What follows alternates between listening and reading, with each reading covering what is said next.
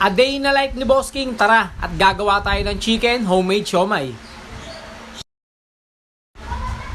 Ilagay na sa chopping board ang ating sariwang manok at hihiwain lang natin to ng maliliit.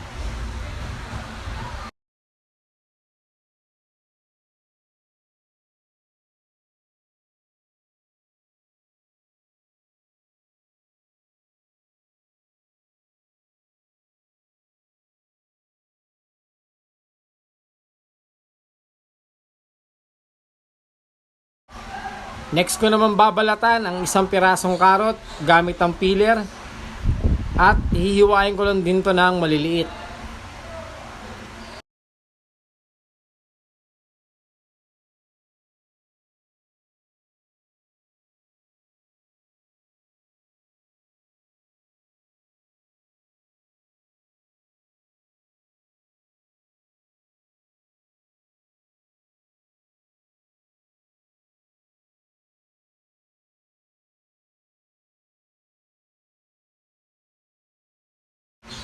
Meron din tayong onion leeks, syempre, at hihiwain ko na din to.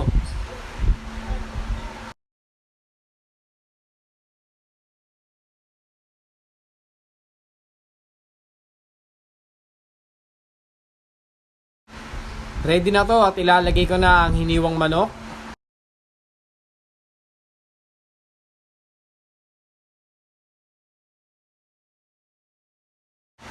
Isunod naman natin ang hiniwang carrots.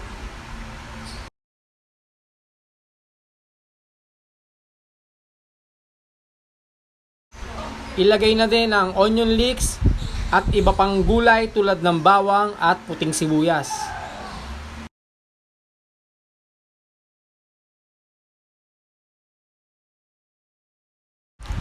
At huwag mong kalimutang isara at paikutin na yan.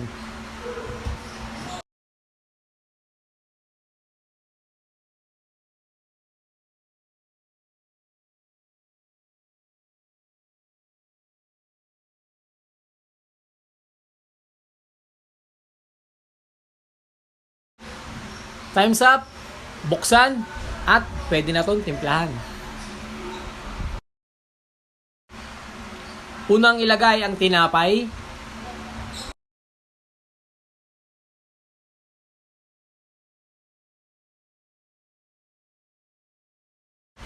At isusunod ko ang piniga na singkamas at patatas.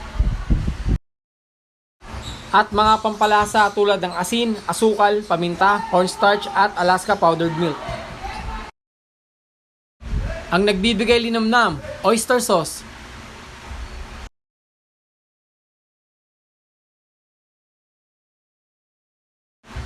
Ilagay ang isang pirasong itlog.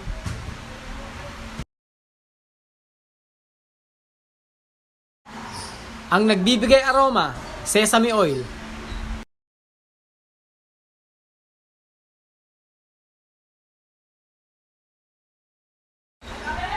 Isasara ko na to. At paikutin na yan.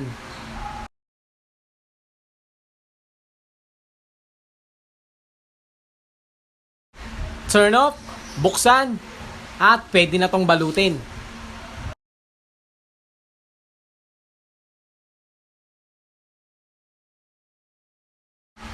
I-ready na ang mold wrapper at balutin mo ako.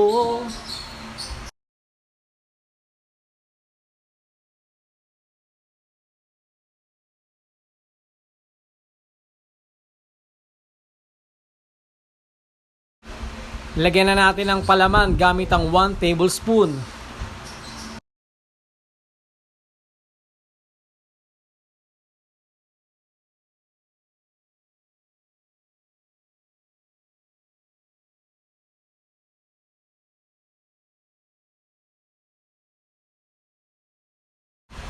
At babalutin natin to ng isa-isa.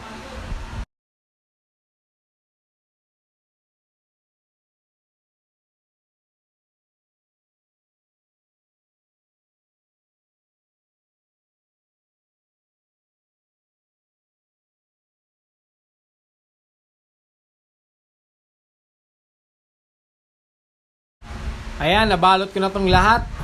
At maglalagay naman tayo ng criminal water galing Sierra Madre.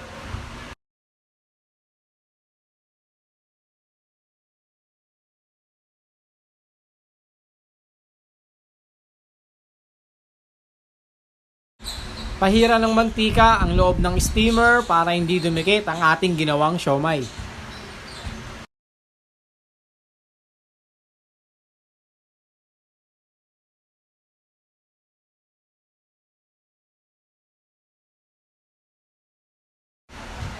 Ilagay ang lahat ng siomai sa steamer at huwag pagdikit-dikitin.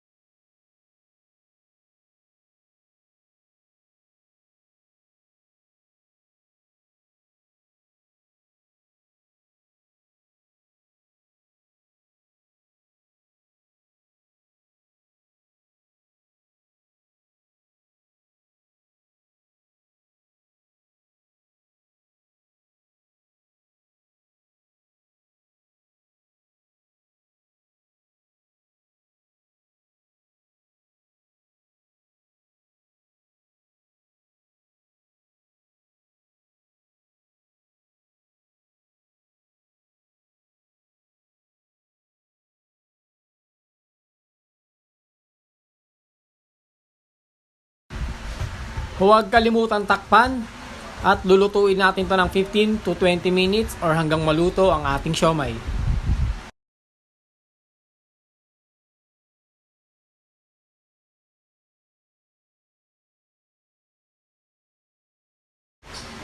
Tadeng! Sarap! At pwede na itong malaman ng buong mundo.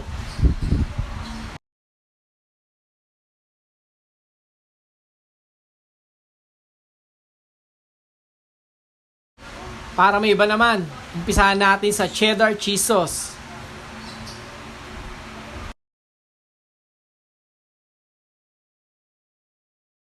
Next naman ang barbecue sauce.